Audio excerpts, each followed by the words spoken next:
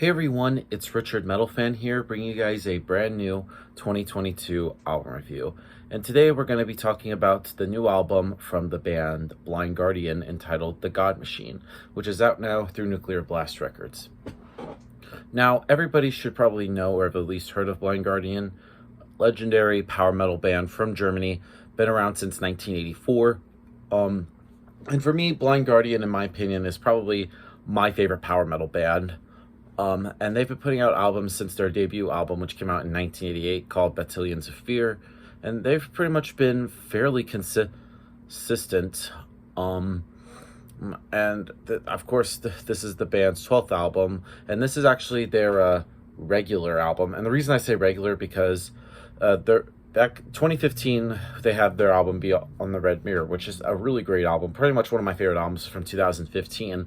And then in between that, they have an album which came out in 2019 called Legacy of the Dark Lands. And Legacy of the Dark Lands is more of a just straight up like orchestral album with Hansi Kirch's epic voice. But The God Machine is pretty much to return with just the heavy metal side, with just the guitars and everything electric, pretty much the electric album. And this album will kind of live up or exceed what Legacy of the Darklands has. In my honest opinion, I think it definitely has. It definitely has a more of an epic feel. I know, like I said, the previous album was just an orchestral element, which Blind Guardian pretty much pretty much gives it that epic vibe, hence power metal. One thing to note, the production on this album is great. Let's just talk about like the vocal work from Hansi Kirch. Hansi, in my honest opinion, he's a really great singer. Like, he puts so much power into his voice, and the way he like conveys like emotions in his singing, you could definitely feel like very epicness, just pain and sorrow and everything in his voice. And the guitar work on this album is pretty tight. Andre Ulbrich and Marcus Sapin, both of them come up with some really great riffs, and the way that they harmonize together is just amazing. The bass playing on this album I kind of wish was a little bit audible. This is his first album with their current bassist, Johan van Stratum. He does a pretty good job holding down the bass tracks on the album. And drumming wise, Frederick does a great job handling the drums, pretty much keeping the beat. So without further ado, let's dive into this album track by track. Now, starting things off is Deliver Us from Evil. Now, right from the get-go, this starts off with some evil-sounding guitar notes and vocals before picking up the pace and turning into just the classic power metal assault that pretty much fans have been waiting to hear from the band for a long time. And the verses move along at a frantic pace and has some really excellent riffs and vocals, and the solo section is excellent, and the chorus I feel like is really where it brings it all together, maintaining that furious pace of the rest of the song while mixing in epic vocal layering and huge vocal melodies, which pretty much what you're expected, and becoming an instant classic and a great way to open the album. Moving on to Damnation.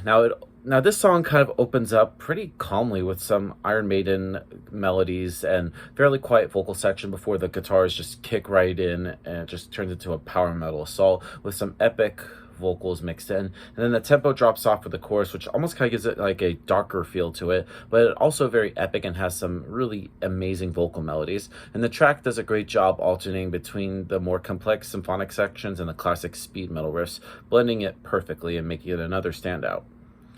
Next song is called Secret of the American Gods. Now, this feels like, musically, it kind of reminds me of the song The Ninth Wave from the previous album.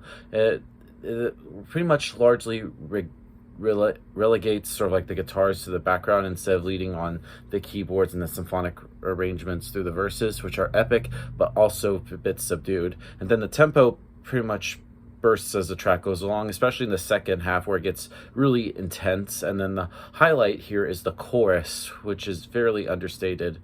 But unlike the Ninth Wave, the production here is much stronger, and the song itself is in much better pace. It's just flowing nicely from beginning to end.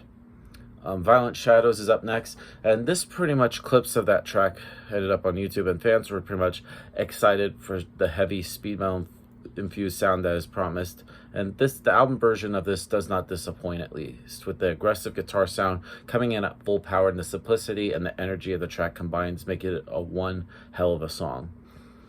Next up is Life Beyond the Spheres. Now, if this album has any oddballs, I feel like this song would be it. I initially wondered if this was be a ballad due to how it begins kind of softly, but has a very dark, more subdued opening. Then it leads in heavily onto the keyboards and the symphonic arrangements, using the epic vocals to add sort of like a very atmospheric sound. And the track does get a little bit heavier as it goes along, and it has bursts of riffs that make it more of a classic heavy metal feeling to them. But overall, it's a bit more progressive, symphonic sounding with a calmer chorus. And just one thing to note is just like the really great instrumental sequence. It pretty much blows me away. And as a whole, I feel like this is, in my opinion, one of the more experimental songs on the album, and a potential favorite for people with certain preferences.